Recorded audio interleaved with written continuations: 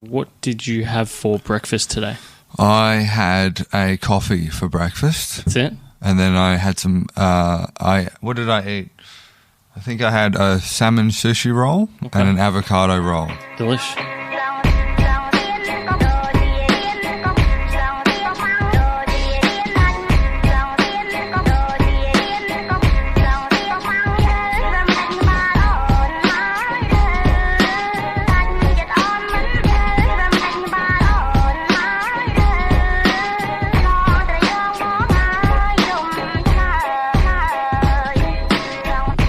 Welcome to Uncommon, the podcast that helps you build your knowledge, skills, and mindset through interviews with unique individuals.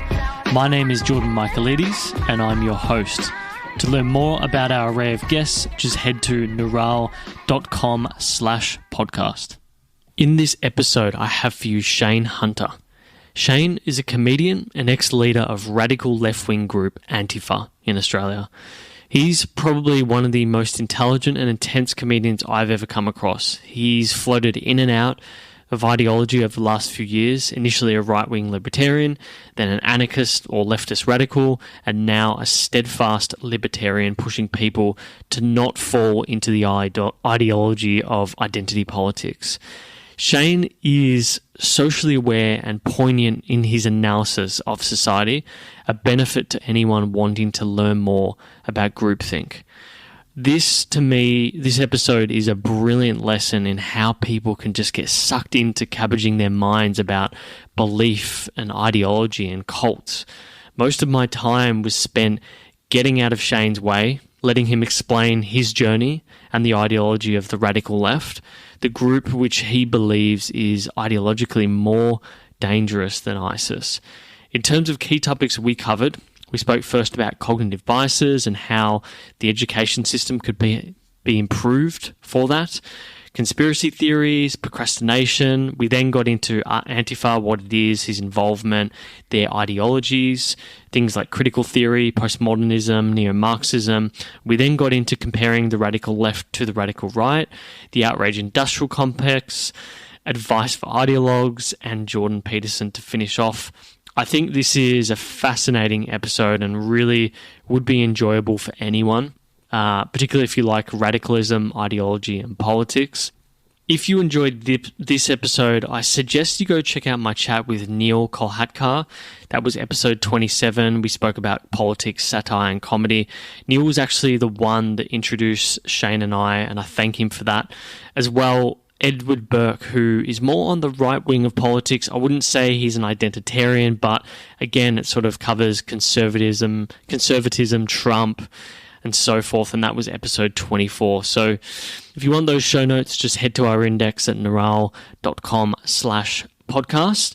If you enjoyed this episode, please do subscribe on your app, or perhaps consider sharing with one of your friends who may enjoy this sort of topic. This will go a long way in building our audience. As I say each week, it'll really help us.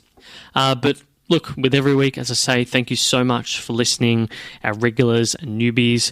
We're going to have some exciting things being released over the next fortnight with our new Neural media service, so keep your eyes peeled. But as with every week, I do hope you all enjoy this conversation with Shayne Hunter. And we are live. Thank you so much for joining me. Thanks for having me. I want to start, Shayne, with your early childhood. So one of the things when I was listening to Josh's interview was your upbringing. So you're born in Adelaide, grew up in Brisbane. Yep. You spoke about a relatively normal childhood playing computer games and whatnot. Yes. What's your earliest memory of your childhood? Picking my nose and looking at my boogers. Okay. I remember actually being maybe like 2 when you sort of come online and seeing the little thing on the side of the crib or cot thing where you play with that. I remember being spoon-fed by my mum and kind of enjoying that. I remember my dad asking me to count to 10 in front of his friends. Okay, why was that, do you think? I don't know, prove that I could count, showing me off. That's probably my first gig. Right. I'm a stand-up comedian, so that was probably the first performance I've done in front of a live audience. Had you always been a bit of a performer? I think I tend to be extroverted. Yeah. Yeah. Okay. Do you have any lessons that were taught to you either directly or indirectly by your parents that you still sort of hold with you today? Don't share needles. Okay. I don't know. I would say that it's, there's so much that it would be hard to, condense into a sentence or whatever. But my mum sparked my curiosity. She kind of read me books about biology or whatever. I was very interested in that. And I was dyslexic. And I didn't find out until I was much older in life that I was dyslexic. Right. But that meant I had trouble reading and writing. My reading's better than my writing, but my spelling today and my grammar is still awful. So I wasn't a very good student. And, one of the things that we kind of know from cognitive behavioral therapy is we get sort of beliefs about ourselves implanted into our head, and then we sort of enact those beliefs sometimes. So I had a core belief that I was dumb, and I would filter reality through that belief.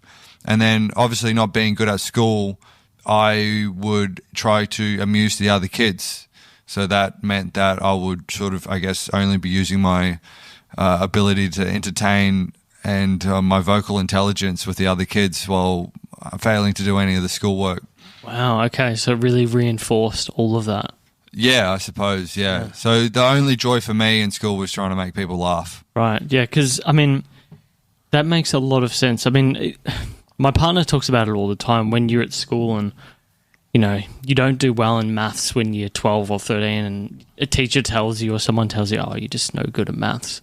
And then you start to really, it starts to become a story in your head, doesn't it? Oh, man, it's so fascinating. Yeah, the ways, and it can become a self-fulfilling prophecy. Yeah. Which is also very interesting. The classic example, a lot of people will have insecurities around the people they're attracted to, because their idea of them judging you unfavorably is terrifying. So that produces anxiety and whatnot. And so the classic example with the way beliefs will create self-fulfilling prophecies will be imagine someone's at a party and they're a guy and there's an attractive woman there and he's talking to her and then she's like, oh, I've got to go. And so if he's got a core belief that he's unattractive, no woman would ever like him or a woman like that would like him, he might start reacting emotionally to that belief. But he will use that belief as the causal explanation as to why she left, when in reality she could have just been going to get her friends and she was quite enjoying that conversation. Or maybe she's got her own anxieties and she wanted to leave before she had a chance to embarrass herself. So there's all these other possible narratives as to why she did that. But because of the core belief, he interprets that. And then say when she's around again or whatever, he might avoid her because he's feeling that rejection. So because he believed that causal explanation that he is undesirable was the reason she left, it will actually reinforce that belief and he will behave in a way that was likely to, reinforce that rather than disproving that belief. So it's almost like it's almost like he's seen the burning bush like Moses. And that's oh, wow, I've seen a miracle from God proving this belief system I have about myself is true. And then obviously you can apply that to ideology. This idea of being offended and being triggered and people are sort of teaching themselves. It's almost like ideology is like cognitive behavioral therapy in reverse. Yes. Because they're implanting certain belief systems that will cause neurotic reactions when cognitive behavioral therapy is trying to find those core beliefs, trying to see whether they're true or not and maybe sort of dispelling them in people's minds so that they can feel less negative emotion unnecessarily. While I feel ideology is planting that into people's heads. So the classic example in my mind that comes to my mind is trigger warnings, right? Mm-hmm. So in some of the universities here, in order for people to feel like they're fighting the good fight, the student unions demanded that trigger warnings be put on in some international classes that talk about genital mutilation and a lot of the severe things that you would have to engage with if you were, studying international relations or trying to understand the world. And so I would suggest that that if you're in a student union group and you're constantly talking about how traumatizing a certain subject is, that's going to increase the belief in your head that when you are exposed to those things, that they are actually traumatizing. Well, if you don't have that expectation, you're less likely to think that. So, for example, I think of an anecdote that my friend told me where his partner was sort of neurotically asking a child who was over at their friend's house if she was okay with hanging out. Like if she wasn't, feeling uncomfortable being away from her family, right? And then the kid was like, no, I'm fine. And then the mum neurotically asked her like 4 more times. And then by like the 4th time, the kid was like, you know what? Maybe I'm not okay here. Do you know what I mean? Because it's sort of that power of suggestion that, well, if an adult thinks that maybe I'm that, maybe I am that adult being that sense of authority, right? And so when it comes to these student groups, the people in the top of the hierarchy of the student union or whatever saying that these things are that, then, that's the point of authority and maybe I should trust their opinion. So you're kind of implanting neurotic thoughts. And another classic example would be a thing called a nocebo. Have you ever heard of that? So it's the negative version of a placebo. Okay. So a placebo will be like, this will have a positive effect.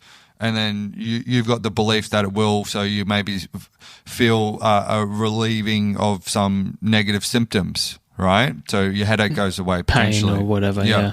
And so a nocebo would be a negative version of that. So an experiment they did is they have a bunch of people, they rig up a normal laser light pen that's harmless if you don't get it in your eyes, and they rig it up so it looks like it's part of some medical or industrial laser.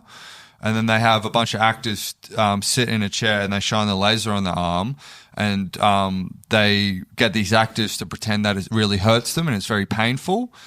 And then they've got the actual subject who is the subject of the experiment to see how they will react to these stimuli of seeing other people in pain from this laser light. And so when they sit down and then they're asked to report their pain 1 out of 10, they'll rank it at about 9 or 8. Wow. Because they've got the belief and the expectation that that's painful because they've seen other people react to it.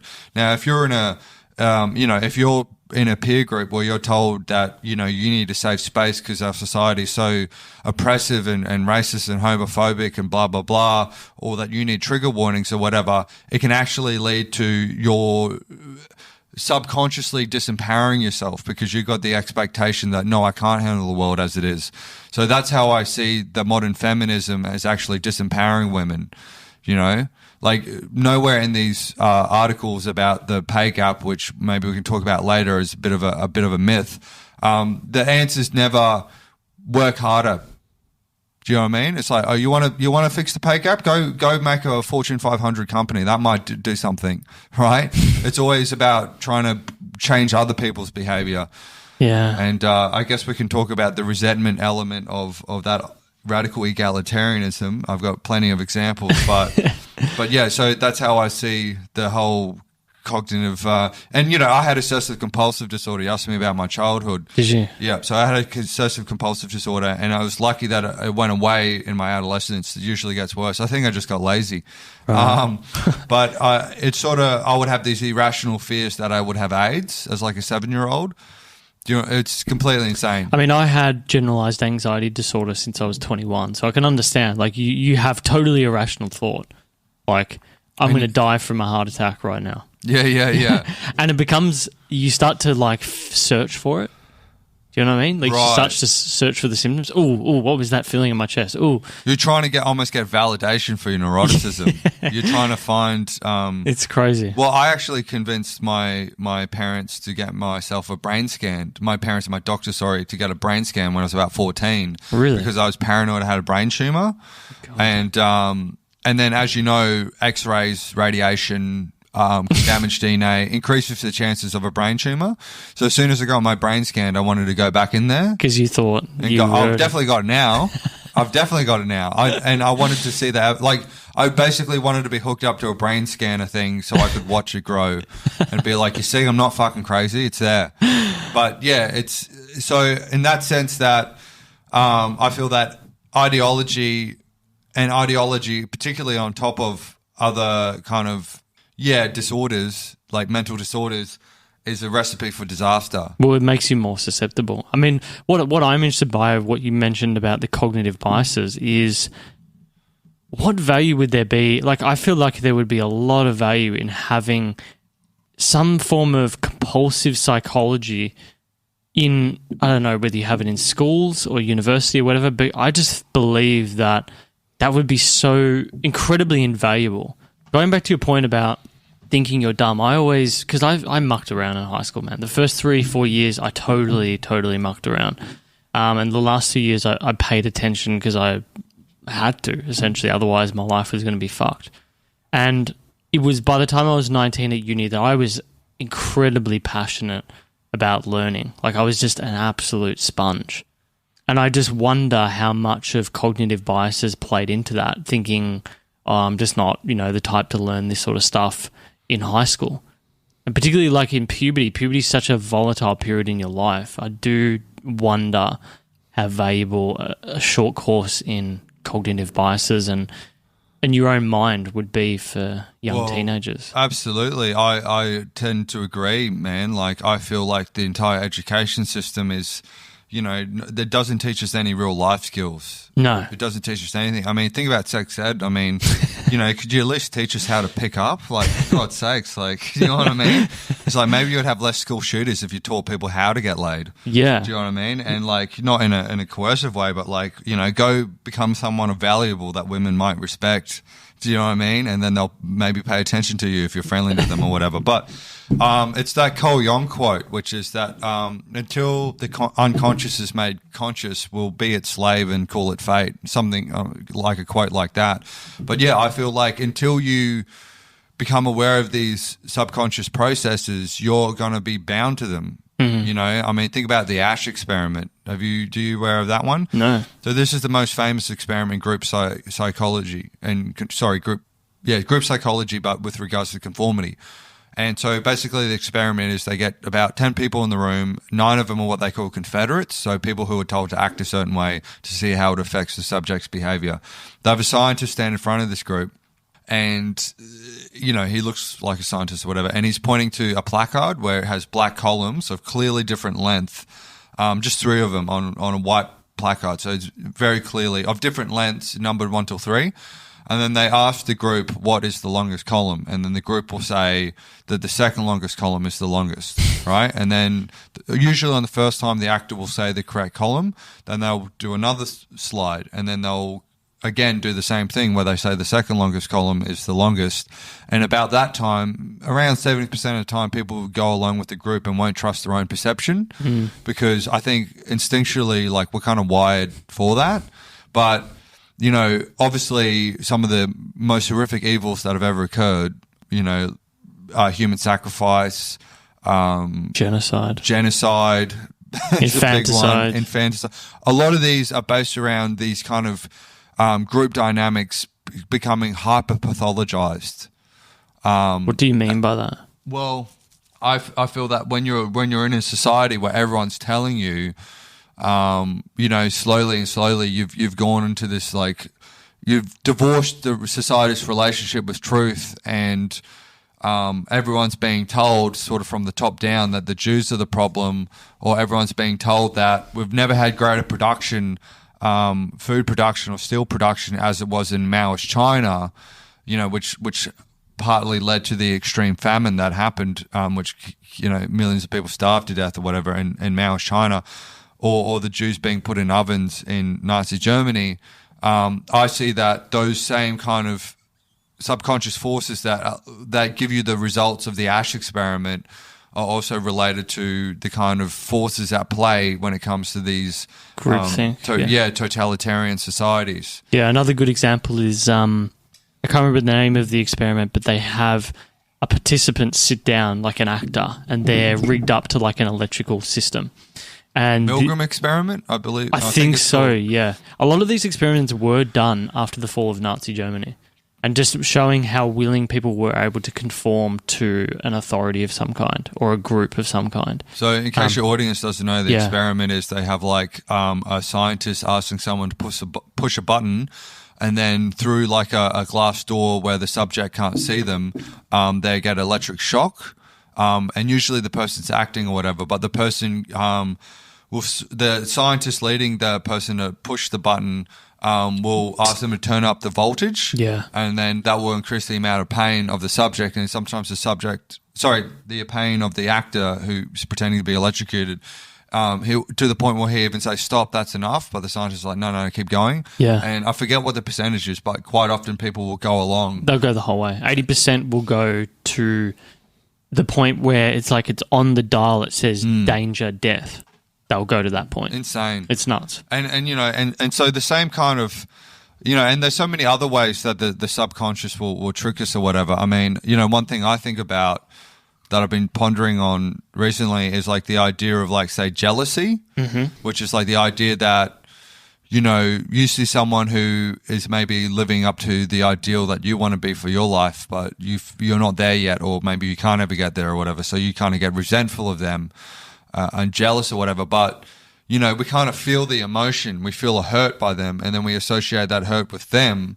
And so then we start to maybe hate them, you know, because they bring us negative emotion and whatever, and we don't have that real. If you're not mature, you don't necessarily know that feeling is your own issue.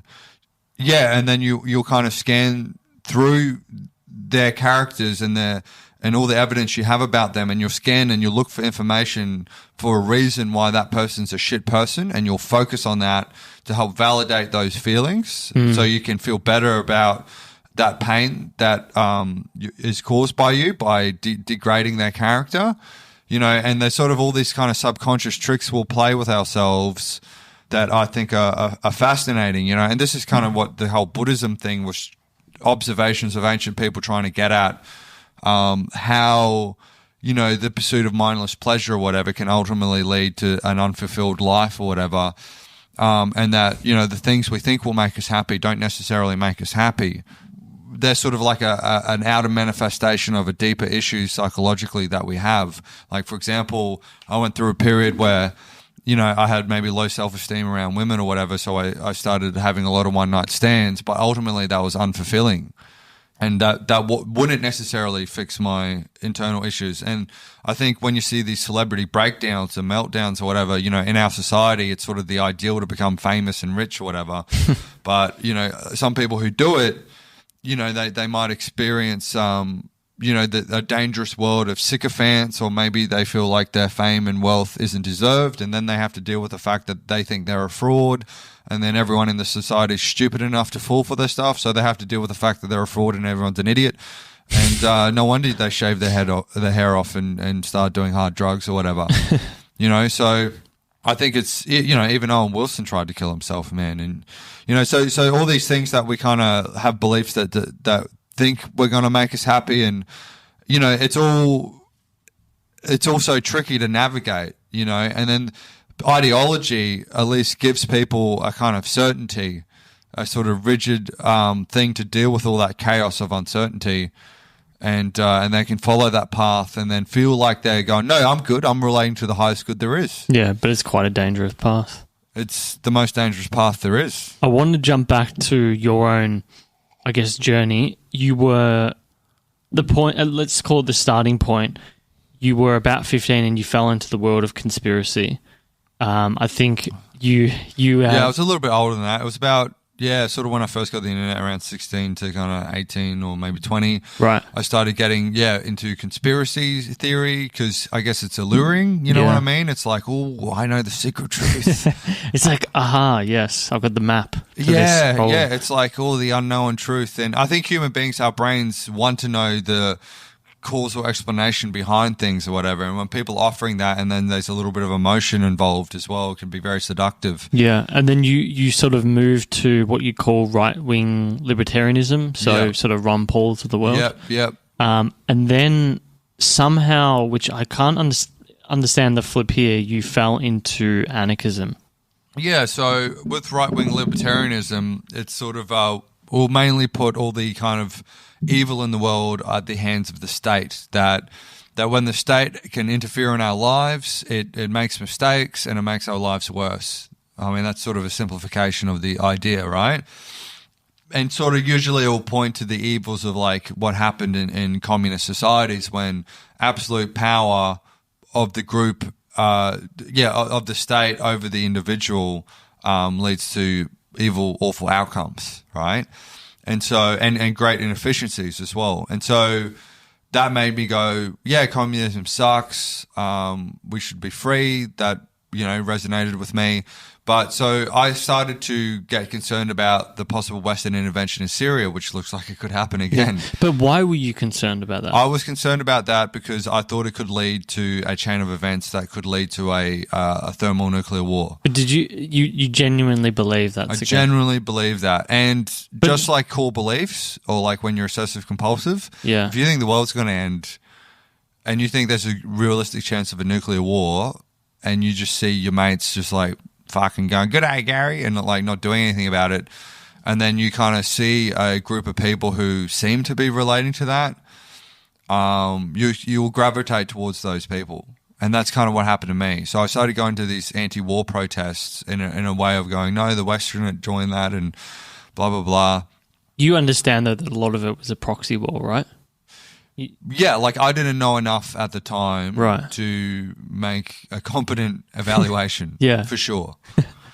Yeah, and I thought that, that the proxy wars hypothetically can lead to hot wars between countries like it's happened before. Yeah. And I want to say that it's impossible that a nuclear war wouldn't happen, but it's maybe not as likely as I thought it would. No. All right? But yeah, so anyway, I tried to get into that. And, the other thing is we always pick the most virtuous narrative for why we do things, right? So, one of my jokes in my show at the moment is how I would boast to my friend how I've never paid for sex and how, awesome I am for never doing that. But then upon reflection, I realized the only reason I've never done that is because I've never had the disposable income to be able to afford it. But I've counted that off as discipline or whatever. And similarly, perhaps I wondered to what degree was me getting involved in this anti-war stuff away from escaping my own problems. And and that begs a bigger question: does ideology allow people to escape from their own issues? Right, so ideologies usually point to the grand political narratives, the big picture. The fate of millions of people are determined by, the structures of society, and that's so much more important than my little life, right? So, for example, the great Aussie patriot would put out a common right-wing talking point, which is there's 10,000 homeless people, in Melbourne. Mate, let's fix them before we look after the refugees, mate. Let's fucking look after our own yard before we fucking bring in other people, our own yard. But apparently this guy who's saying that has a bunch of children to multiple women he isn't involved in raising.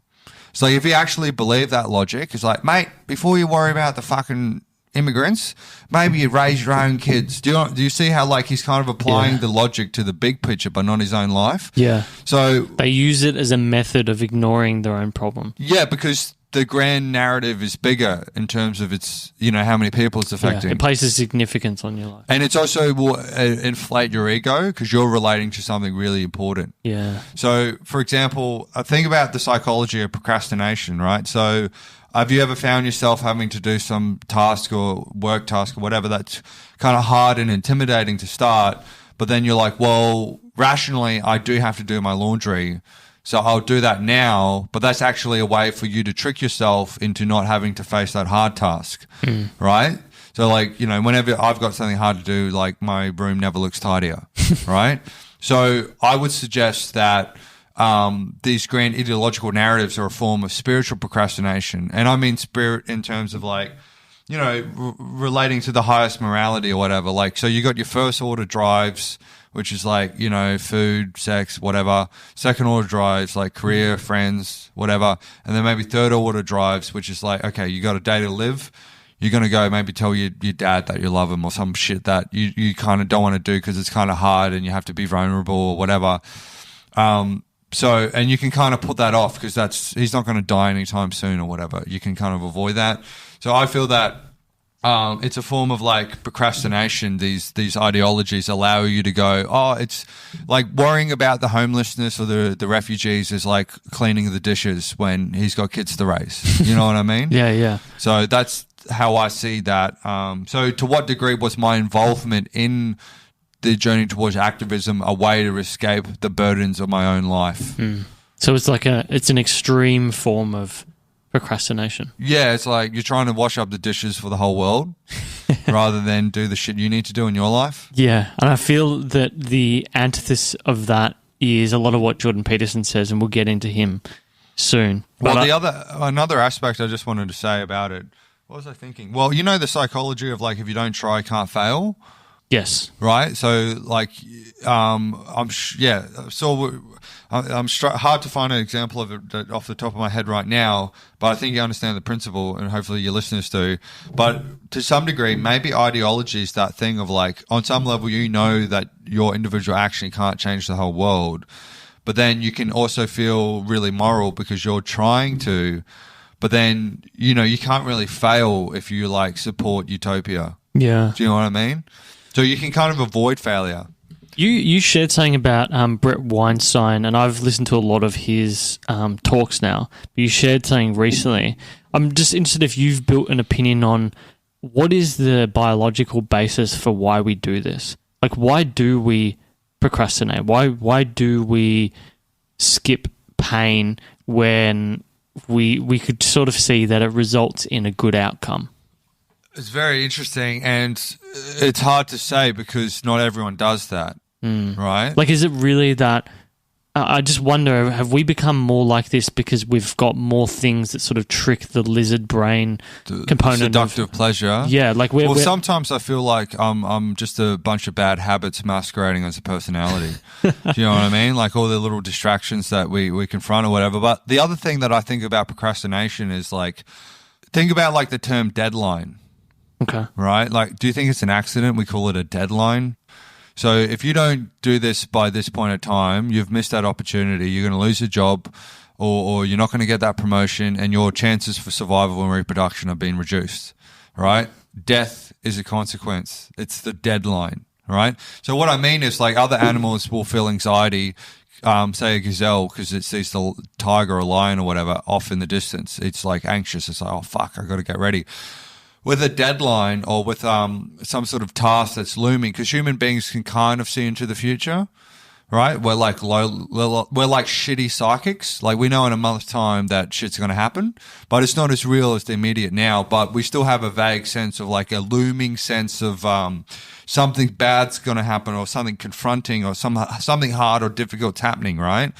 So we can kind of feel like that deadline, that task you have to do is almost like stalking you like a lion, because it's triggering the same sense of anxiety that if you don't do this, get this thing done before the deadline, it's going to eat you. Do you know what I mean? So It's actually activating the same part of the brain that would have evolutionarily been responsible for threat detection and producing that anxiety. But because our brains are bigger, we can see that off into the future, like months away. And so what do you do when you're anxious? Well, you try to get positive emotion because you're experiencing such negative emotion. And how do you do that? Well, you can do that with drugs and alcohol, video games, fucking Facebook, whatever. Wanking, right? Like how many times have you wanked to distract yourself from the pain of a deadline, right? Like I'm pretty sure if a gazelle could jack off, it might. But and so that's one of the core reasons. But you're right in that it is kind of so irrational because I almost feel like sometimes it takes more energy to procrastinate than to do the fucking job. Yeah. Because your heart starts racing. Do you know what I mean? It's like I've started a new cardio program, which is that I leave things to the last minute and I get my cardio goes up. And sometimes my heart skips a beat just to show off, you know what I mean? I just wonder why you get that mental push. Like I have a sort of algorithm in my head when I have a task that has that pushback mentally where I'm just like, oh, I don't want to really do this. I just go, okay, just for half an hour, timer on, and no distractions and just see how far I can get. And just do that and just push through the procrastination. And often you find you break through that and you go on working for an hour or whatever it may be, however long the hardest point starting for sure, man. Yeah. And I also think, from some of the stuff I've read about how to deal with procrastination, it's like, like this guy who's just pumped out 1 million books or whatever, his thing was like, look, for 15 minutes, if 15 minutes I can just write 100 words, that's all I have to do. So he takes the stress off the ideal. Because the other thing that happens, I think, with the procrastination thing is like, So, we have our ideal and we have our values, but those combined maybe are an ideal version of yourself that you want to manifest in the future, right? And that ideal is judging you harshly. And where was I going with this? So I sometimes feel that, like, if you allow your imagination to create such an ideal of what your life's gonna be like, it's hard to live up to that ideal, and any step away from that ideal is almost like a failure, or it's not good enough because it's not quite the ideal. But if you kind of just change that ideal, instead of being this like God you're trying to manifest in yourself, and you just make it like, no, just sit here for 15 minutes. That's all you have to do. You don't have to sit there thinking about how you're going to have a 6-pack and fucking $1 million and a bunch of beautiful women. And you're going to work 12 hours a day, every day, forever. You know what I mean? Like, I don't know if you experience that, but do you have an ideal self that you feel you don't measure up to? And because you don't measure up to that, you judge yourself harshly. And then that sometimes can make you feel like you're a loser. And that feeling of that pain of feeling like a loser can drive you towards more instant gratification. Definitely in an earlier stage of my life, but I've sort of broken through a lot of that now. But yeah, I definitely compare myself to an ideal in a year, 2 years, whatever. That can be the case when particularly like you're working on projects. Like if you're trying to launch, like with us, we're trying to launch this service. We've got this whole ideal. You start a podcast, you think, oh yeah, I'm going to immediately start. You're going to be Joe Rogan. Yeah, Joe Rogan, yeah. And then you start comparing yourself, you get a bit down, but you sort of just need to, I think that just requires better planning at some point. Well, it's the balance between the ideal and realism, and that's why pragmatism's a better fucking ideology than this Marxist shit. Yeah. Right? But yeah, I feel like, you want to keep it realistic, but I think when you kind of, I don't know, I feel like certain people who are very creative or whatever can create these monsters of an ideal, I want to jump into Antifa. What is it? It's a cancer. No, what it is basically it's the militant end of the far left. They see themselves as trying to disrupt the organizing of radical right-wingers basically through terrorist tactics. So physical confrontations, threatening them, giving them death threats, trying to make them lose their jobs. The only problem with that is one, it's not clear that doing that stops the far right because it gives them something to rally around. Yeah, it gives them free PR. L. Ron Hubbard, an occultist master, because he created Scientology, said that the best way to bind people together is to have a common enemy. Mm-hmm. So the best way you can take all these lunatic right-wingers and kind of put them into a cohesive unit is to give them a common enemy. And then the other thing they do is they give them free PR. So there's a thing called the Streisand effect. The Streisand effect is the idea that when you try and suppress certain information, you kind of make it bigger. So, for example, it comes from Barbra Streisand. There's some photographer who was taking photos of real estate in one of the rich areas in Beverly Hills or whatever, and her house or one of her houses got on that site and it had like 10 views. Like, no one's looking at this fucking site. And then she's like, take it down. And he's like, no, I don't have to. I'm allowed to do this. And then through that court case and making a big deal about it, it ended up becoming this big internet meme and everyone was posting a fucking house around. So it got millions of views because she was trying to suppress that information. So another example would be the riots at Berkeley. So Antifa at Berkeley University tried to suppress, stop Milo Yiannopoulos from being able to speak. And by carrying on, trying to smash their way into the venue and burning parts of the uni and setting things on fire and violently attacking people who wanted to see him, consequently, the next day, TV stations from all around the world wanted to talk to this guy, and his book sales went through the roof. Yeah. And so the Streisand effect, I think, is something that, as much as these Antifa people think they're courageously stopping the spreading of poisonous radical right-wing ideas, I think they're actually helping them do that. Mm-hmm. And then the other problem with Antifa is that, well, one of the problems is that Yeah, I mean, it's completely illegal. So there's an argument that when you, like, the reason you defer violence to the state is, like, say if someone attacks your brother, you got the police who will deal with it and justice will happen. You don't have to get you and your mates to go bash that dude and create a cycle of violence. So that's the other thing Antifa does that is dangerous. The other aspect is that they subjectively define who's fascist. So there's been people from Antifa Sydney who've assaulted other left-wing people because they had a disagreement over, like, the Assadist regime or what the politics in Syria is right now. Legitimately just assaulted this dude in the street, right? Because they've normalized the principle that their interpretation of fascism trumps anything. So, and then they've normalized the principle that violence is okay. So I think Antifa is a dangerous group.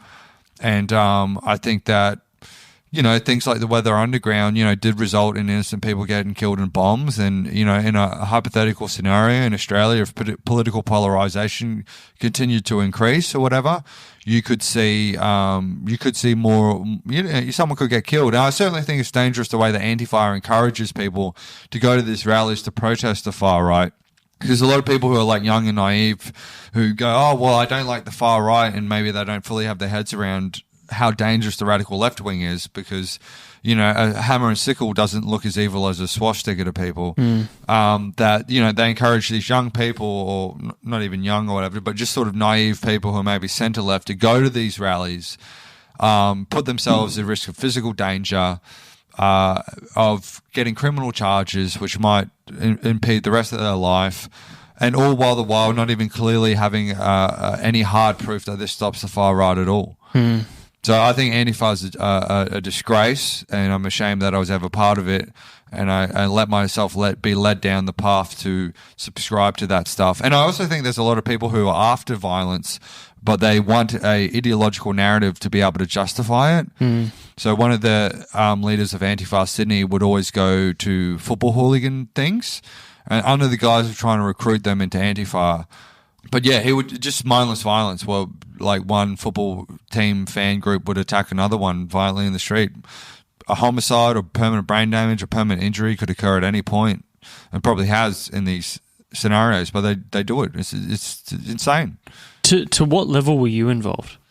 I went to court 3 times over that stuff. I was found not guilty, and I was involved in organising rallies and events and stuff, and you know, trying to do fundraisers and events to try and recruit people into this stuff and to promote Antifa. And I helped set up the social media aspect of it, and I organised quite a few rallies, but one of the main ones I did was the protest against Reclaim Australia, the first one in Brisbane. I set up, like, the cooling meetings that got all the radical left-wingers, like anarchists and communist factions, together to try to pull their energies together to confront the radical right-wingers or whatever the fuck we were trying to do. And, yeah, on the day I was there, I had a speaker role, like, I was helped facilitating it. And, yeah, I'd organised all the politically correct token box ticking of different kinds of minorities to speak on that event, as well as opening it up to an open mic. And then, funnily enough, on that day, and I paid out of my own pocket for the PA, and I got up at like 5 a.m. to pick up the PA, and I did all this shit, right? And it was funny, on the day, someone who never attended any of the meetings, some woman wearing a mask on her face, I could hear her say while I was on the mic, "I can't believe there's a white guy on the mic." Which was funny, because if you looked over my shoulder, you could see a woman on the mic, Pauline Hanson. So I guess the right wingers are more inclusive than us. And then I asked her, I'm like, "Oh, sorry, would you like to speak on the mic?" And she said no. Of course, it's so typical. It's like they're not. And this is the other aspect of the thing that I was kind of alluding to before, is that they're not actually interested in bettering themselves. They don't like the unequal outcomes of people in society. They don't believe in a meritocracy because their ideological narratives explain everything as based on oppression. And there's certainly a case to be made that there's elements of society that are oppressive, and maybe life itself is oppressive. But there's also a counter argument, the yin-yang symbol. There is a degree of meritocracy, you know, and competence, and a competence making up some part of the social hierarchy And I would suggest that in Australia compared to other societies, I mean, this is the thing, is these people have no real knowledge of history.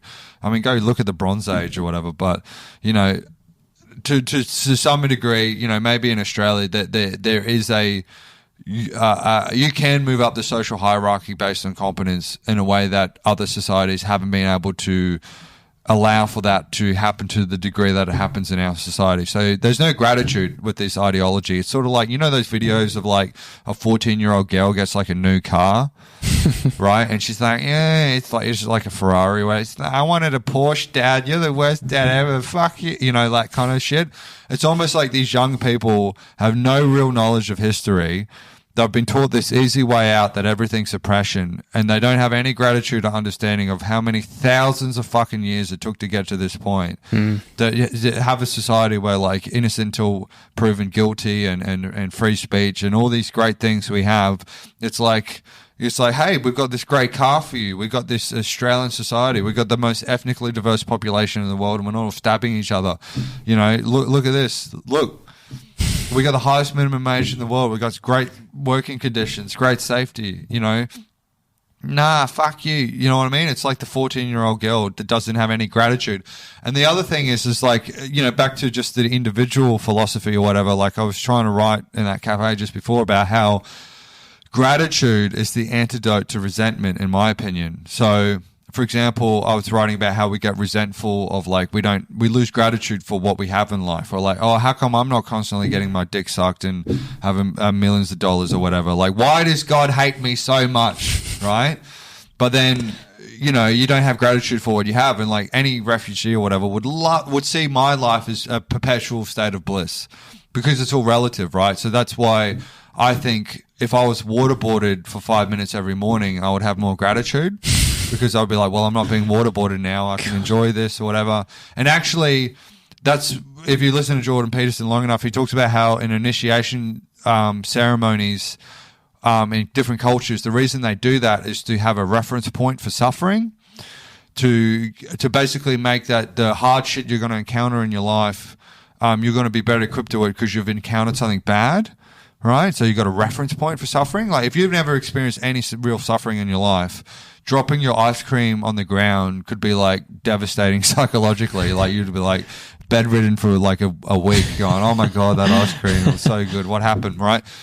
Yeah, so I feel like this ideology promotes pure resentment because the narrative is that everything's predicated on oppression, everything's unfair, and it just fosters this fucking dark, hate-filled resentment in people, and there's nothing in this ideology to promote gratitude.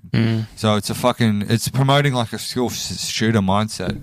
Yeah, I want to jump to media and tactics that they use to permeate this through society. As I said before to you, me and my production assistant, we sat down and we were talking about how it gets moved throughout society, and all these sort of sycophantic things become normalized by politicians or leaders in society. But I think maybe it's important first that we go through the actual ideology, like get a foundation of how do they believe the world works? All right.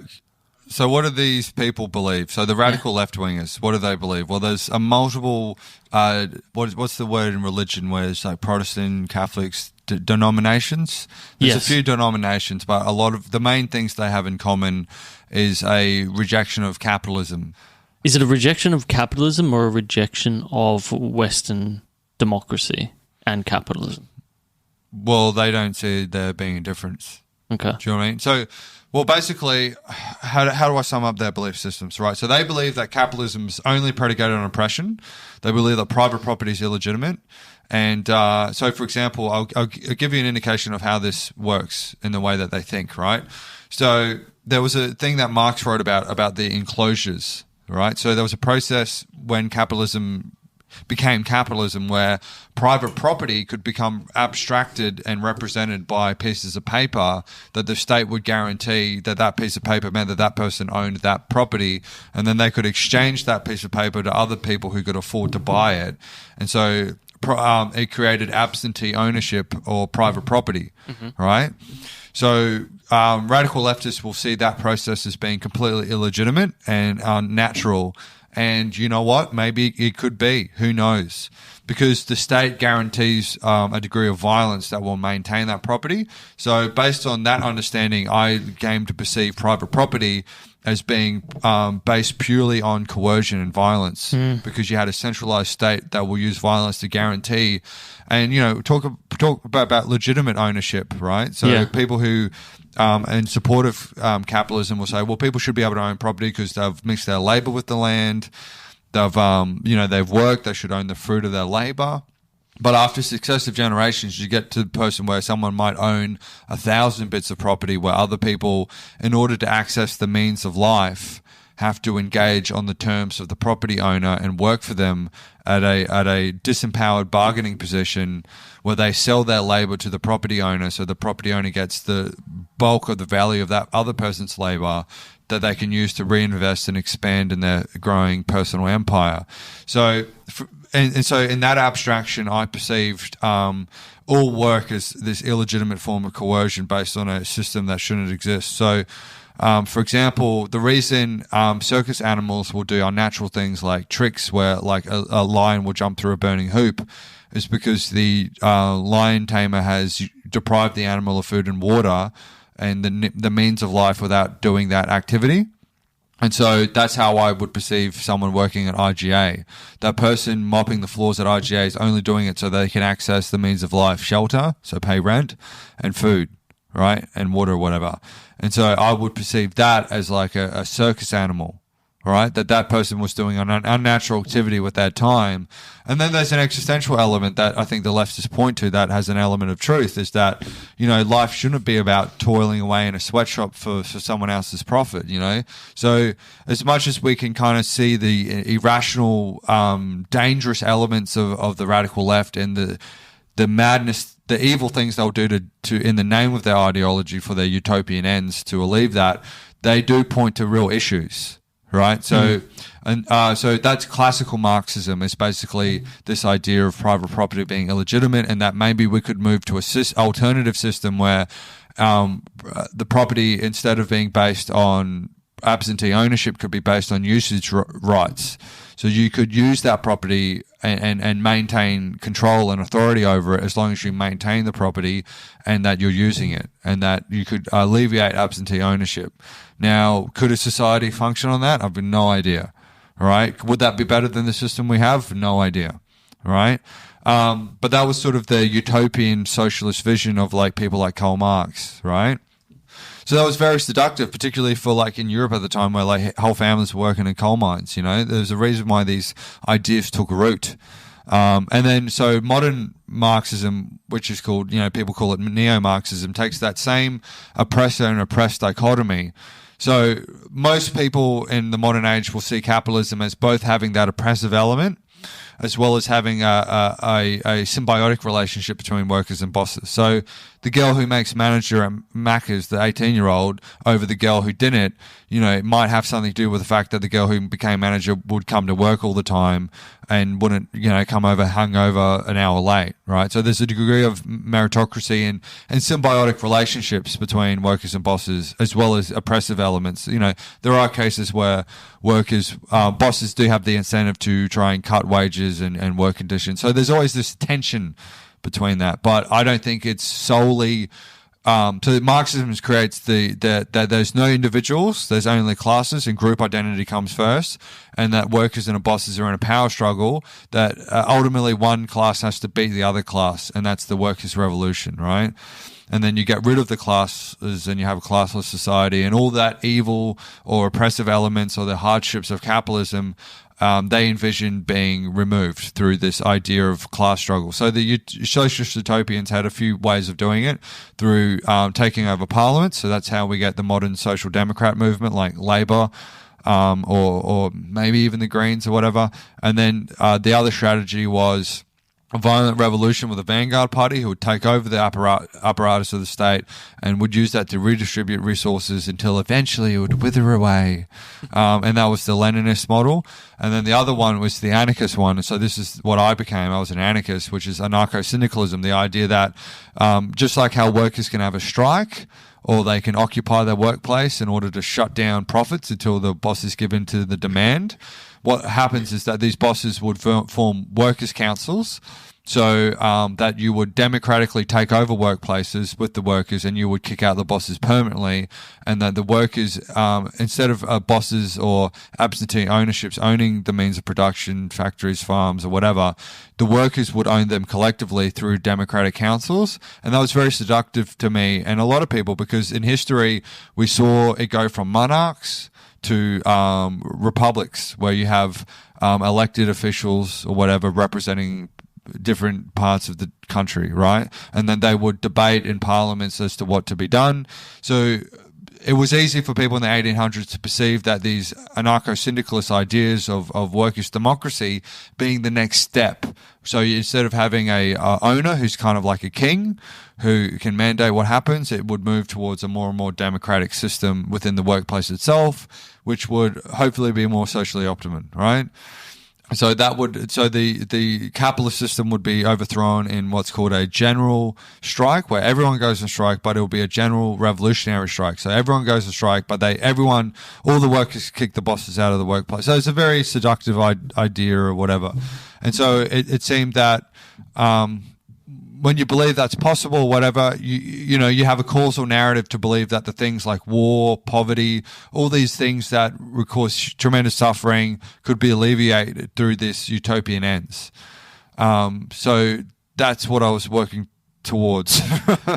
So that's the kind of classical thing. So the neo version of Marxism takes that same workers versus bosses, where it's just there's no individuals, there's just group identities in a power struggle, and they split that to a racialized and gender version. So instead of workers and bosses, it's men versus women and white people versus black people. Because if you look at the outcomes in Western societies, men have as a group, men have better outcomes than women, and white people as a group has better outcomes than black people in say Australia. But the problem with that idea is that, there's a small portion of men who have a huge amount of wealth, right? Because they're at the top of the competence hierarchy. And if you actually look at IQ distribution, you have more geniuses. So men and women have the same average IQ, but there'll be a greater percentage of men who have crazy high IQs, but then you also have a greater percentage of men who are retarded, right? Have very low IQs, because nature, it seems, takes more risk with the male, right? Because they're a bit more disposable. Yeah, men are more disposable than women in nature for a survival of the species. So what that means is that, when they talk about the pay gap and how men are the majority of CEOs and stuff, they fail to mention that the majority of homeless people are actually men. So it actually turns out men are the biggest winners and the biggest losers. Right. Right. And women have it safer in the middle. Right. Okay. On average. And so the same thing is, so the differences between individuals and groups is greater than the differences between groups. Yeah, so the statistical average is different to the outliers in a lot of groups. Yeah, absolutely. And and that's why it's so stupid and racist and bigoted to say things like white male privilege. It's like, what the hell does that even mean? Because, it's the differences between, say, if you group people arbitrarily by these classes and you go, okay, white men, the differences between, say, you and the homeless person we walk by is greater than the average differences between white people, black people, men and women. Right? There's actually a greater variation of people in groups than between groups. And that's why, the sovereignty of the individual is so important. Right? And that's one of the things I think Western civilization got right. And that's why we have things like habeas corpus and free speech, right? And that the state should be subordinated to the individual and not the individual subordinated to the state. But there is a case to be made with these ideologies. So when I was talking about the enclosures and absentee ownership and all this stuff, so the version that they will point to that's true is like, I think it probably is true sometimes. There may be a culture in which women are overlooked based on their merits to not get manager positions. Sometimes it's like, oh, we don't want a chicken charge, right? I'd say that there is an element of that in society. The problem is they take those things and they make it a universal, and that's the only causal explanation of the different outcomes. Right. There's one causal explanation, oppression, and they think they're the masters of the universe, right? So like if you put a neo-Marxist in the Large Hadron Collider where they shoot particles at half the speed of sound and, half the speed of light into onto each other to see what happens. Any result that happens in the Large Hadron Collider, they would explain it as oppression because they have one causal explanation for everything. Right. The example I use is like the idiot idea of microaggressions, where a white person says to a black person, "Where are you from?" And they go, "Oh, Sydney." Well, no, where are you really from? Meaning, what's your background? That to them is an example of white supremacy and racism and white privilege and male entitlement. It's like, man, you can't judge your interpretation. You can't judge the intention. And again, we're going back to what I was talking about with the causal explanation based on core beliefs. So if you got back when I was talking about low self-esteem, that's why the chick walked away when she could just be going to talk to her friend. Similarly, they have these ideas planted in their brain that's the only causal explanation is oppression, right? When in reality, a lot of mixed race children, their parents could have had that kind of conversation in the first minutes that they met each other, and it could actually be an indication of general interest rather than some grand group identity trying to enforce the oppression and power onto the minority or whatever the fucking garbage they're on. But so these are the narratives and some of the core beliefs of this ideology. And when I was an ideologue, I would explain these things through those narratives. Right? You'd find it in everything. I find it in everything. And so the thing is, it sounds really dumb on the surface, but if you're smart and somewhat creative, you can create narratives around this. So there's a thing called critical theory, which isn't critical thinking, but they teach this horseshit at unis, and this is part of the problem. Critical theory will just basically you take any bit of art or literature or whatever and try to explain it through how this is upholding these systems of systemic oppression. So I could apply critical theory to Batman. So Batman, the story of Batman is he becomes orphaned because his parents, who are wealthy millionaires, billionaires, are mugged in an alleyway, right? So let's apply critical theory to that. So what really was going on is that maybe these entrepreneurs, these ruling class fuckers have gotten their unearned wealth through oppressing the workers, and they closed down one factory, which led to the poverty of this mugger, who then enacted righteous class warfare against these evil industrialists and took them for all that they're worth, right? And Batman, instead of using all that unearned wealth to cure malaria, he spent those hundreds of millions of dollars on silly gadgets so he could go around enforcing crime. And what causes crime? Well, a lot of it's poverty, right? So it's basically like if Bill Gates' son got a jetpack and some nunchucks and went around beating up poor people, right? So you see how critical theory can be applied? It sort of seems like auditing in Scientology. Yeah, it is. Yeah, it's sort of a reinforcement system or process. Yep. Yeah. And this is how the postmodernism works. It's sort of like, so postmodernism, so in like the 90s, postmodernism deserves no credibility. So postmodernism, there's smarter people talk about this, but basically it was a reaction to when the Marxists realized the Soviet Union was a nightmare and wasn't this utopian fantasy. So they kind of had to move away from Marxism. They created a thing called postmodernism, which is that there is no grand narrative, and because anything can be interpreted in infinite number of ways, everything's subjective. And you can easily debunk that. I think there is an objective reality, because when someone's hit by a car, no one's yelling out, "Is there a postmodernist in the neighborhood?" Right? We're asking for a doctor because there's an objective biological reality that's happening, and it's hard to argue against suffering. Like when someone's split open half in the pavement, we're not going, "Oh, there's so many ways of interpreting that," right? Like we have to deal with a reality, right? And so in that sense, but their idea is that, so the psychologists like Freud or whatever, they realized in about the 1920s that we will often project our beliefs onto reality, filter reality through our beliefs, as opposed to looking at reality to formulate our beliefs. And so in that sense, my explanation, that's why you see more people, more Christian fundamentalists reporting seeing Jesus' face in burnt toast than you hear about atheists reporting seeing Charles Darwin's face in burnt toast, because they've got the expectation. And again, we're talking about those core beliefs, like the dude who interprets the woman walking away because he hates himself and so she must hate him, right? So we only see such a keyhole part of it. So okay, they've got that observation correct, the postmodernists, right? But the problem, so there are real problems in society, and their system allows them to explain it. But the problem the postmodernists have is that it's almost like they like matter up on their Jesus toast. They have the knowledge that some people are going to see Jesus toast, so with their reality.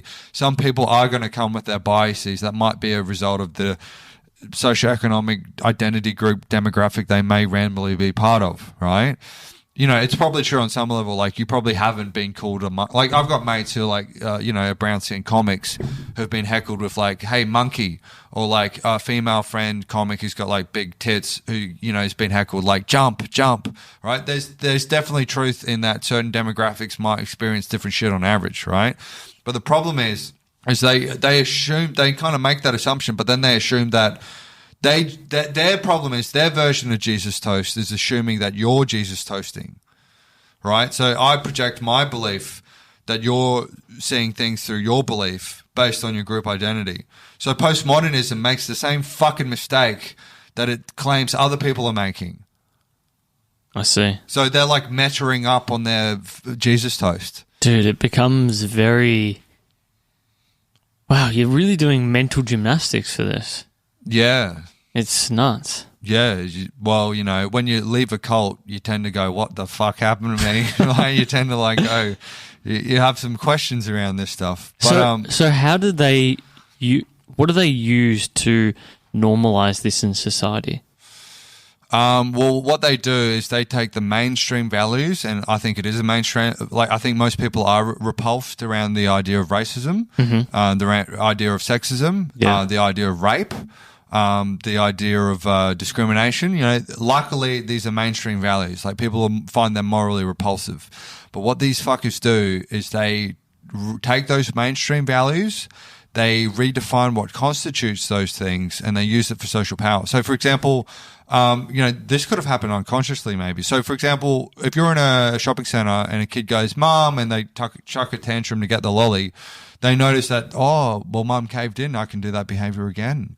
So if I start going, racism, and if it's a mainstream people turn around and pay attention to me, right? So let's think of another thing that happened psychologically, right? So there was a woman who wasn't a victim of 9/11 who claimed to be a victim of 9/11, made up some horseshit story about losing her fiance in the tower, and she was in the other tower and she survived. And she actually became the media kind of person to lead the survivors group and would host these meetings. Total fraud. Oh, wow. But how do you get into that? How did she psychologically get into that? Well, we all love attention. So if I say something, I know that I get validation. It's almost like a hit of a drug. The same process for addiction, right? So she exaggerates one story one day, people kind of pay attention. Oh, wow, you were there. She's the center of attention now. And then she exaggerates a little bit more and a little bit more and a little more until she's concocted this whole fantasy. Well, it's also a bit of like the commitment and consistency principle. Like, she can't go back from that. Yeah, she can't go back. Yeah. Fuck yeah. And so I suggest that one of the reasons this ideology is so insipid and insidious is that it kind of wedges into these mainstream values and warps them and redefines them. The only problem is what I see happening. So I'll give you an example of how they redefine them, right? So cultural appropriation. White people can't have dreadlocks. It's black culture. You're stealing from our culture. You're taking it away. That's cultural appropriation. So racism's no longer someone not being hired on the job because of there's some arbitrary thing like their skin color. It's now based on like white people can't have dreadlocks, right? They're redefining it. It's like, white people. I've even heard people twisting this into like it's racist for white people to eat sushi. Like, the only trains that are more racist than the trains going to Auschwitz are the sushi trains white people are eating off, right? So I've got a lot of Jewish friends, and I grew up in a Jewish community, and this thing really grinds their gears because people do use this form of language. Yeah, I'm glad it grinds their gears, right? And it fucking should. Yeah. And so they'll redefine, and they even do this to rape, which is sickening, right? Like, I totally agree that there are Harvey Weinsteins, but then there's the yin yang of it, of like whores who are happy to suck dick to move ahead, who help enable that conveniently gets left out of the equation. But like, I've seen posters and stuff where they say like, if you're drunk and she's drunk, you raped her, which infantiles women because they're no longer responsible for their actions because they're part of this oppressed group, which is stupid, and they don't have individual responsibility for sleeping someone when they're drunk or whatever. But because you're not fully lucid when you're intoxicated, you can't give informed consent, thus it's rape. So they become puritanical. right? So they take mainstream values like being against rape, being against sexism, being against racism. They redefine it. And I think what they're actually doing is they're cannibalizing the social fabric. So I don't know how many fucking thousands of years it took for that to become a mainstream value, like racism wrong. How many people needed to be lynched or murdered or put in camps or whatever for us to finally get our fucking heads around how dumb it is and create a cohesive society. These people are taking that social fabric like fucking worms or termites eating something so that they can have a hit of instant gratification through redefining it. So these people are cannibalizing the social fabric for instant gratification, and they're actually undermining that social fabric where it creates a perfect smoke screen for actual racism because, you know, enough people cry wolf. People aren't going to turn around when someone hears racism. Like, people are getting over it. They're like, there's people who've gotten false rape accusations, which makes it harder for those people, their friends, to then believe someone when they say that shit in the future. They're actually doing the opposite. Just like Antifa is creating the radical right-wingers, these people may be creating the racism and the sexist they're trying to avoid, and the fucking rapists they're trying to avoid, right? So it's such a head fuck, because the problem is knowing that there's a problem in society is very different from understanding what's causing it and how to go about fixing it. And if you don't know what causes it or how to fix it, and you try and relate to it as if you know those things, you could be making them worse. And that's what I suggest these neo-Marxists are doing. What did it teach you about the right, being involved in these group ideas and clashing with these right-wing groups? What did it teach me about the right? Yeah. The right wing, like the radical right wing? Well, at the time, you know, it taught me a little bit about the history of fascism or whatever, but now upon reflection, like what I can understand is it's very fucking similar. It's so similar. I'll just say, like, there's slightly different personality characteristics and then a lot of overlapping similarly personality characteristics. They're quite similar to each other. The fascists and the neo-Marxists are quite similar in their personality type. Absolutist, inability to self-examine, because the real moralities, you know, there's no one who's going to have a like page or a cause to make you do the right things in your life. Yeah. You know, there's no one like creating changing their profile picture like, I want Shayne to stop eating junk food and eat more leafy greens. You know what I mean? Like, I want Shayne to write a gratitude letter to his grandmother or whatever. All the real morality, you know, no one's going to fucking have a bandwagon for you to do, right? There's no validation from the mob you can get. So I feel like these fascists and neo-Marxists fail to see the difference between their own persona and their authentic self. So the persona is your face in the public sphere. And so you can kind of, it's a lie because it's not as deep or as authentic. So you can become an actor for the mob, and then you can champion the causes of the mob to get validation. So that's what I see happening with both the radical left wing and the radical right wingers and the people involved. They become actors for the mob until eventually they lose their authentic identity, and they don't have the maturity to see the difference between their persona and themselves, and they get lost in their own fucking bullshit. Yeah, and I think this is really amplified with the fact that we live in the world with the internet. Like you said to me, oh no, you didn't say it to me, but you said in another video that there are videos that never go viral. You know, like everyone focuses on, they're always scanning for the video that goes viral about some racist prick on a bus, but no one focuses on the fact that there's, you know, a whole bunch of dudes just sitting on a bus, minding their own business, listening to Spotify. You know what I mean? Yeah, totally. It's like the anomaly becomes the norm based on that anomaly producing outrage, which produces views and attention, and the algorithms on Facebook reward that. So there's like I think a friend of mine who was reading a scientific journal said that the quote in that was the outrage industrial complex, right? Which is quite funny. But yeah, outrage sells, you know, and so that exacerbates it. The profit motive on social media seems to have warped and gets into our vulnerabilities, almost like it's like a psychological version of cigarettes. Yeah. You know? How many times do people, you know, outside of the conspiracy kind of thinking of mobile phones causing cancer, which, you know, seems it might or whatever, there's also that thing of like, how many hours do you spend on this fucking thing? And like, okay, so what's meditation? It's mindfulness, right? So those researchers suggest if you do 8 weeks of like half an hour meditation where you're just focusing on your breath and whatever, there's actually changes in the brain where the amygdala, the like emotional outrage or whatever, gets slightly smaller.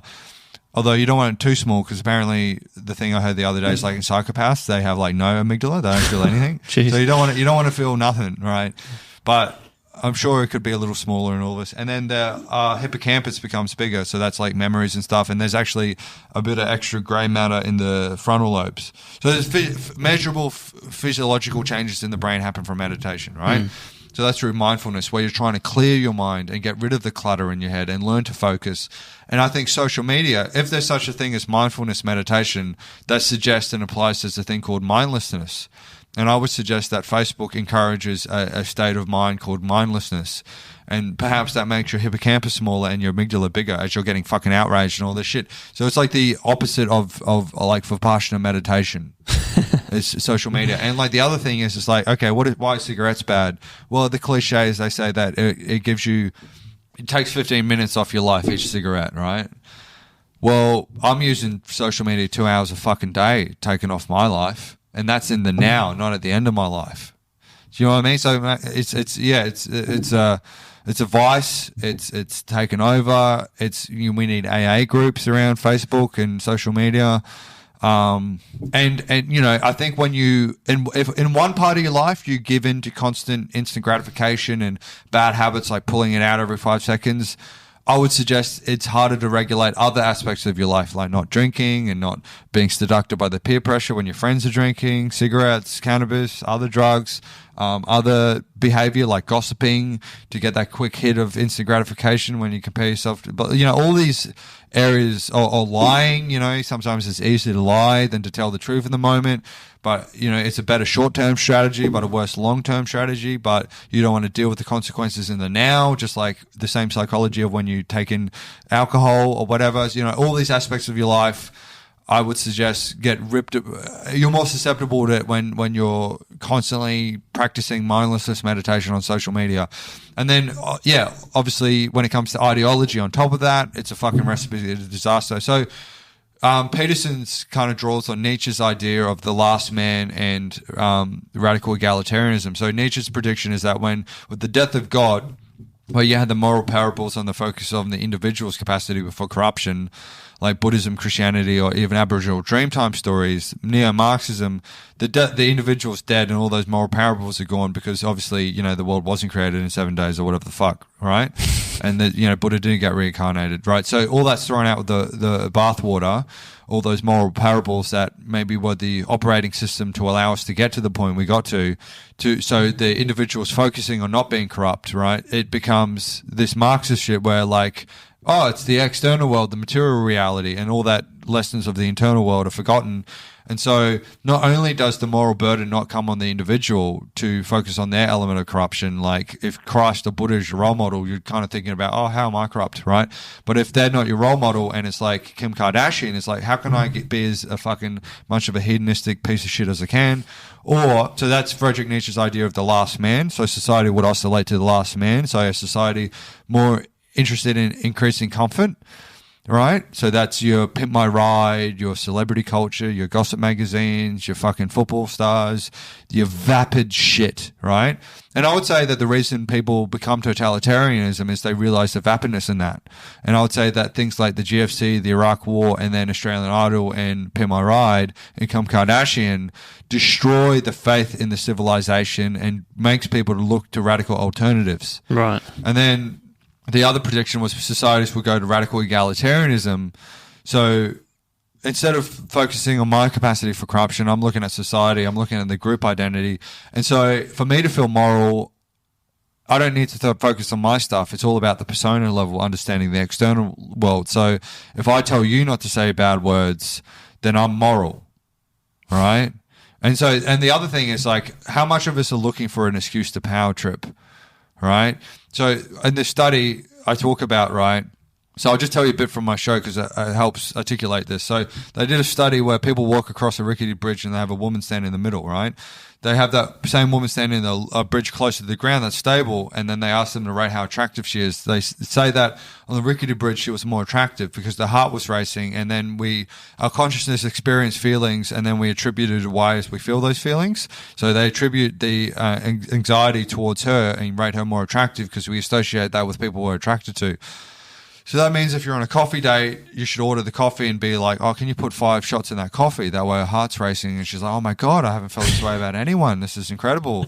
And I need to take a shit. This is how incredible this guy is. Anyway, so the point is, if you've got an ideological narrative of like, you've said the word cunt in a bar or whatever, and I've got this ideological narrative that cunt is degrading to women, and I've got this postmodernist crap that says that everything's culture. That's the other part of the belief. Everything's culture. There's no biology.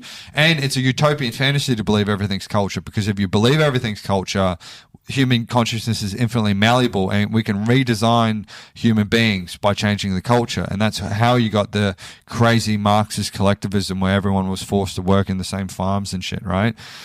Anyway, so my point was, when I have an ideological narrative, we all desire, you would agree there's pleasure in momentary domination of other people. So you say the word cunt, I feel justified in going, you sexist piece of shit, yeah. I get to feel that joy of putting you down, but then I've got a narrative to explain why I feel that joy. And that joy isn't that I'm a power-tripping piece of shit. It's now that I'm a hero. And I go, oh, this feeling of joy of shaming him, this must be what it feels like to take a baby out of a burning building. I'm a hero. Yeah, a lot of former ideologues have spoken about that. Like, a lot of it was feeling like you were the comic book hero in real life. Like you were Superman. You know, and you could bust out and save society from this evil, despicable individual. Totally. How do you explain, or how would you guide someone who is maybe falling down this trope of ideology, whether it's the left or the right? What advice would you give them? Don't be so goddamn fucking arrogant to think that, you know, all the Muslim extremists, ISIS members, the communists and past, the Nazis and all that, don't be so arrogant to think that you've stumbled across the one true religion. For God's sakes, you know, read widelier, get out of your echo chamber, travel more, read more books. Stop being lazy. Because when I was an ideologue, it's not like I sat there and I read, okay, one book that's anti-capitalism, another book that's pro-capitalism, and then read 10 of those books that are the best in those fields, sit there, write multiple essays, trying to deliberate in my mind what, you know, none of that happens. There's no real rigor that happens. There's no real search for the truth. It's like, oh, Gary says that, and oh, fucking sounds about right. Yeah, no, it's evil. I'm going to fucking kill everyone now. I feel justified, you know? So, like, have some goddamn humility. Like, the left has trouble eating humble pie because it's not vegan and organic. So we need to hand out humble pie in the streets. But, yeah, I would say, yeah, read about psychology, read about cults, read about ideology, listen to lectures on it. You're in the age of the internet. There's all these lectures there for free. Be aware of your own capacity to come to the group. Okay, so this is how I see group dynamics working, right? So, all right, so have you ever, like, tried to quit coffee or drinking or whatever?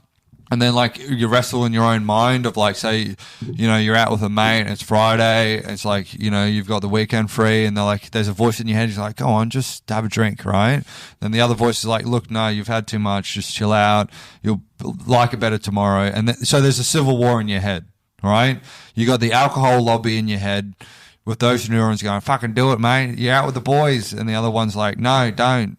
You're going to go out with the girlfriend tomorrow." And so there's that going on. When you're hanging out in an echo chamber and all your friends have some weird belief system or whatever, it's like you have 9 other people in your fucking head against that one voice that's like curled up in the corner. Do you know what I mean? Going like it's getting like gang kicked. So you got, not only do you have one voice in your head that disagrees with the other voice, you got 9 other voices of the people who your brain is hardwired to trust, right? And so it's like, yeah, you have 9 against 1 in your head.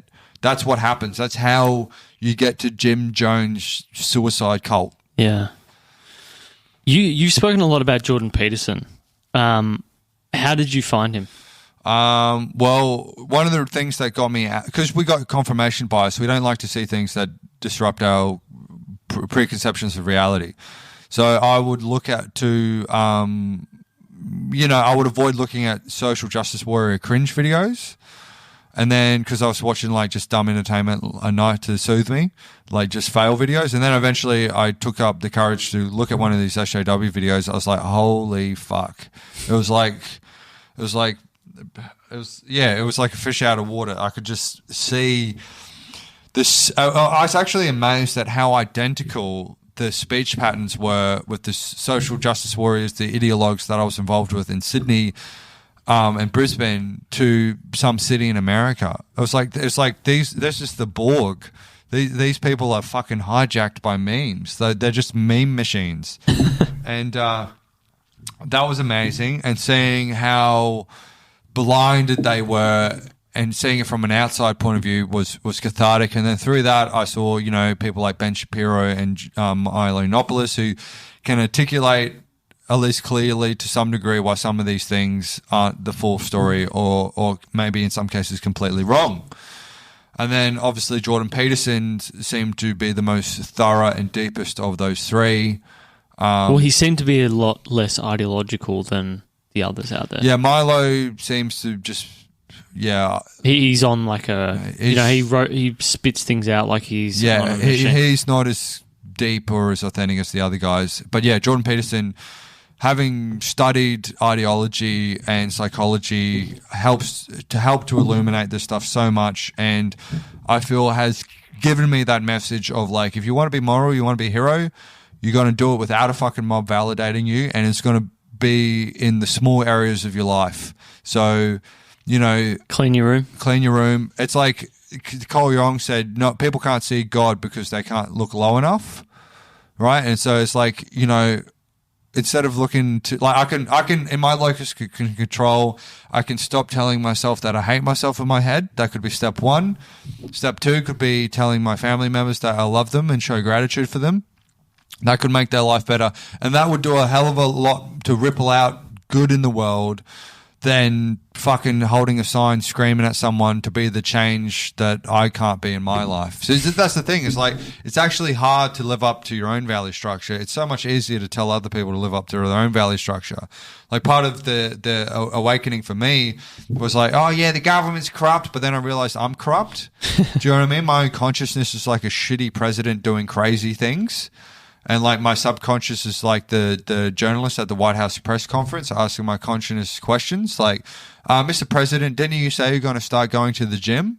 And my consciousness makes excuses and like, oh yeah, well, we are actually in a motivational recession at the moment, and as motivation increase, you know what I mean? Like we are our own parliament of fuckery and a civil war in our own head. And we got to win that battle and bring that into alignment with our own value structures and live authentically in line with our own behavior.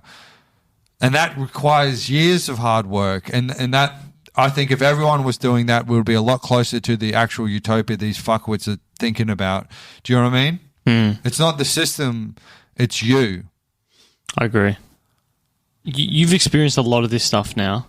What work or what consideration have you given to starting your own, not so much organisation, but cult?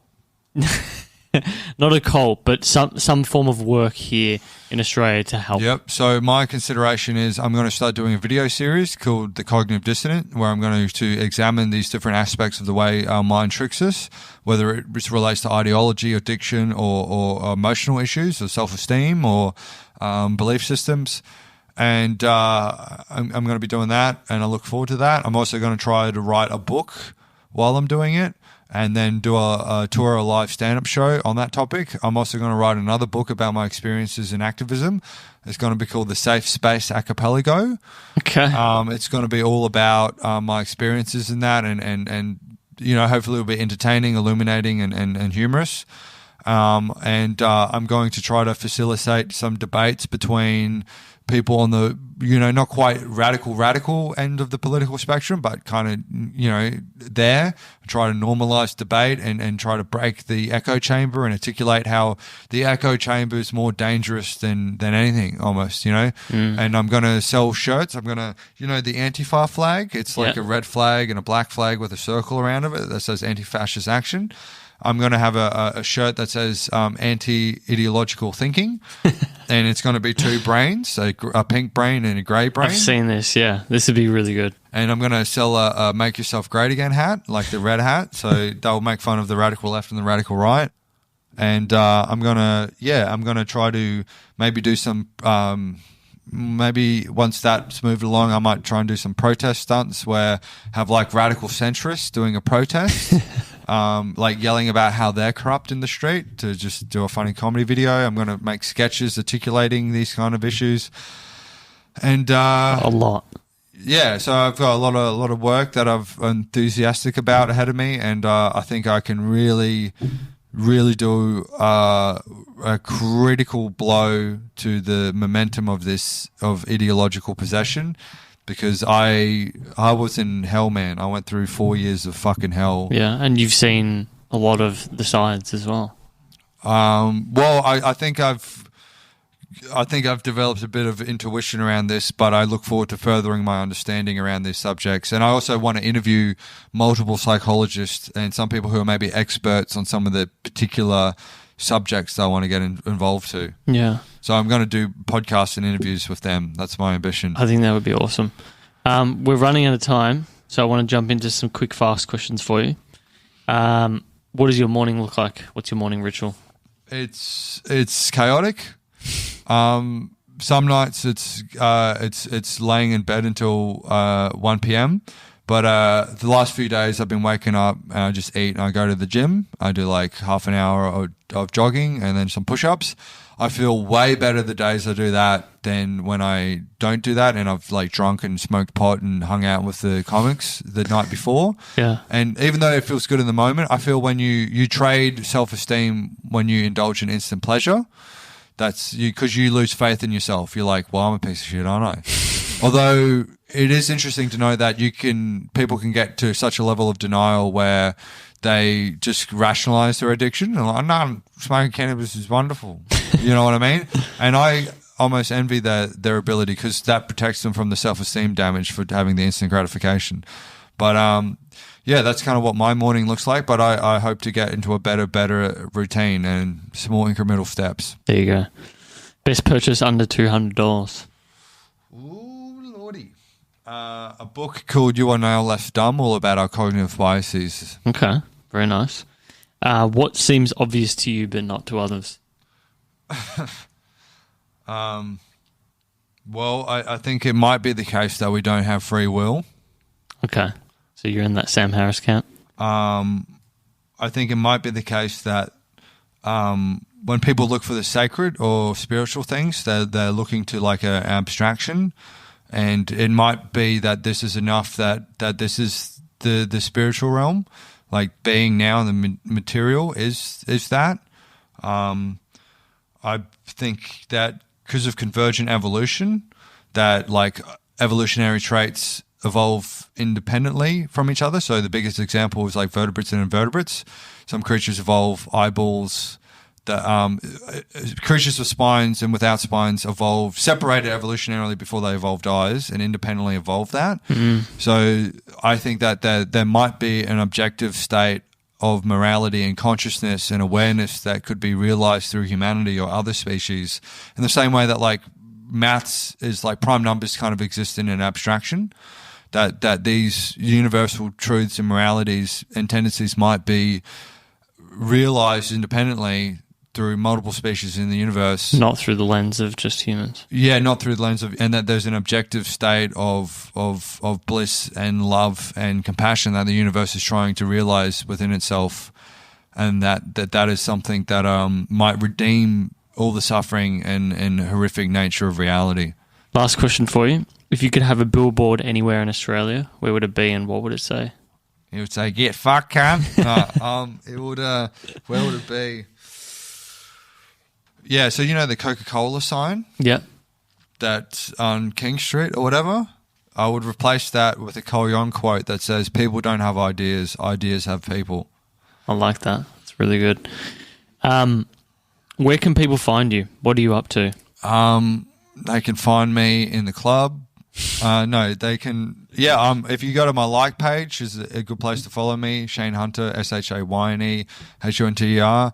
I do gigs all around the country. I'm always touring, doing shit. If you want to come see me, I put on occasional solo shows. So I'm going to be I'm doing a solo show at the moment at the Melbourne Comedy Festival until the end of the 22nd of April. That show is about addiction, the war on drugs and psychedelics. And then I'm going to Sydney in May. I'm doing the Sydney Comedy Festival with the same show for the 4th to the 6th at the Factory Theatre and Enmore. And then I'll be in Sydney after that. And then at the end of May, I'm going to do another show called The Cognitive Dissident, where I'm going to try and do comedy. I've got to write a lot of it, but I'll be trying to do a prototype version of that show to develop it. And then I'll be going to after that, I'll go to Brisbane, do the same. Then I go to a small run in Canberra and in Sydney again. And then I'll be back in Brisbane. And then I'll in July, I'll probably go to Perth and then keep touring around all the cities, doing these gigs and trying to do these shows, writing these books. So you can see me. I'll probably, if you're in Australia, I'll probably come to where you are eventually. Awesome. And it was Shayne Hunter on Facebook? Yeah, and YouTube. I also do a YouTube thing, but I got to get my shit together and get my proper website and all that going. It's hard when you're traveling as much as you do, man. Yeah.